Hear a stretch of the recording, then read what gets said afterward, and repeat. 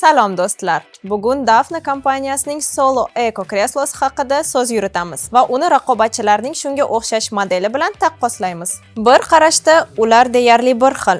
O'sha dizayn, o'sha materiallar, ammo hammasi bu qadar oson emas. Agar diqqat bilan qarasangiz, ishonchlikka va xizmat muddatiga ta'sir qiluvchi sifatdagi muhim farqlarni payqashingiz mumkin. Birinchisi, tebranish mexanizmining qalinligi.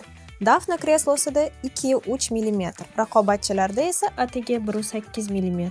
Bu nima degani? Metall qanchalik yupqa bo'lsa, deformatsiya xavfi shunchalik yuqori bo'ladi va aktiv ishlatilganda asos shunchaki chiqib ketadi. Ikkinchisi, gaz lift. Bizning kreslomiz yonida 120 kg-gacha yukni ko'tara oladigan 3-klassli gaz lift bor. Raqobatchilarda 1-klassli gaz lift bo'lib, uning maksimal og'irligi 80 kg.